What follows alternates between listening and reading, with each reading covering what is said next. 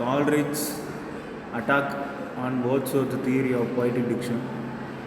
I am Thirukumaran, guest lecturer, Department of English SF, CPA College, Bodinayakanur.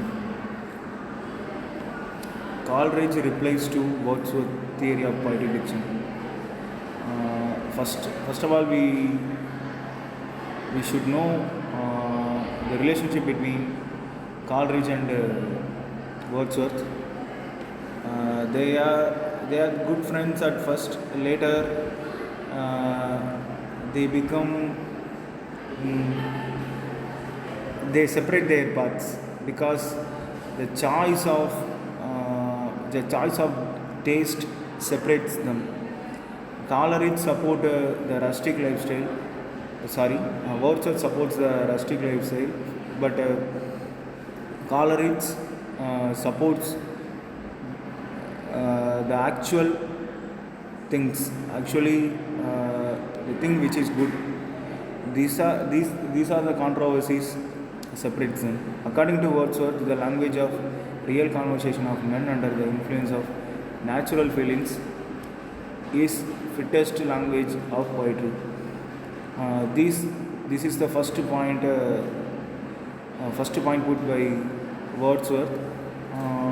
Coleridge objects it because he says Wordsworth theory is applicable only to certain class of poetry and that it is wrong to apply all classes of poetry.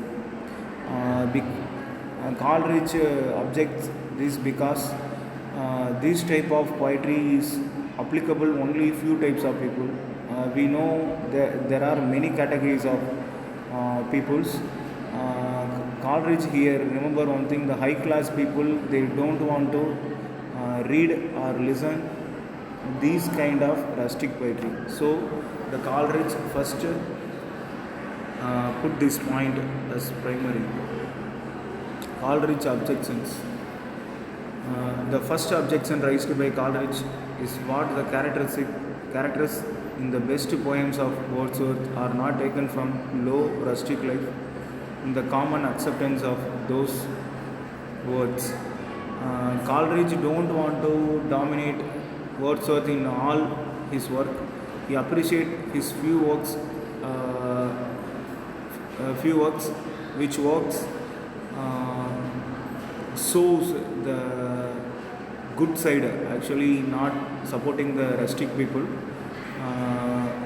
Common factors, common good qualities are insisted in few works. So Coleridge is not fully underestimate the Wordsworth. He points out a few of his good works. Feelings and sentiments expressed by these characters are also quite different from those aroused by their occupation and abode. Few of the Wordsworth's works are good comparatively his other works. That characters are completely different from what they are doing. Language of rustics. Coleridge's first objection to this theory is that the language of rustic, purified from its defects and grossness, will not differ merely from the language of any other man of common sense. The experience of the rustic is limited. First charge of the Coleridge is about rustic is rustic doesn't have the enough language in the city similar to the city guy. The fact at his scanty, and so he cannot think logically and consequently. Due to the limit number of experience, the rustic cannot have a logical mindset.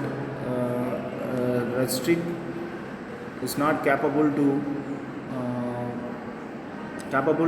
understand logically and consequently. He fails to connect fact with fact and express himself logically, lucidly as the educated man can. He cannot behave like an educated man. Educated man can think logically, but the rustic comes across limited number of experience, so they cannot connect logically whatever he come across. Therefore, the language of the rustic lacks expressive vigor and range, and so is unfit to poetry. The best part of the human language is derived from the mind. He is correct. Coleridge says that the mind is the primary one to judge or select whatever it comes across. Coleridge questions Wordsworth's view that the best part of the human language is derived from the object with which the rustic daily communicates. Already Coleridge mentions that their experience is limited one, so their ability to connect with the fact is such a difficult one.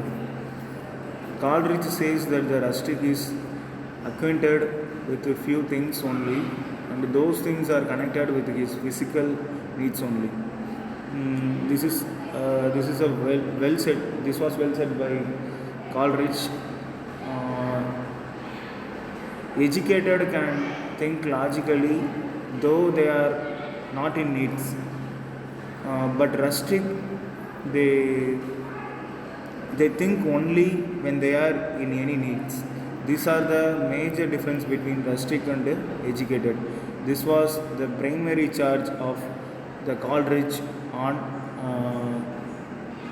the Wordsworth poetics language and their characters chosen in their works.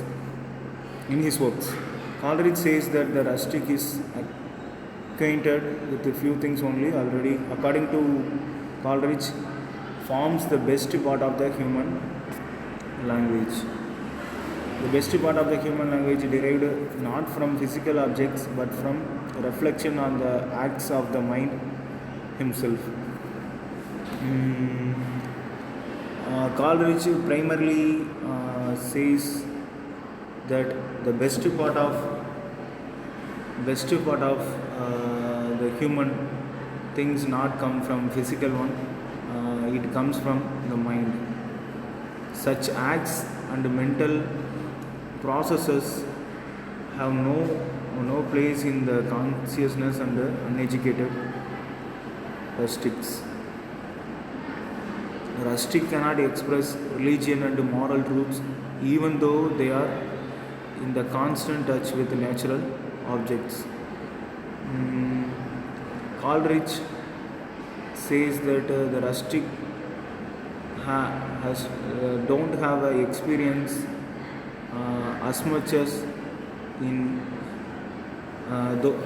those who followed religion.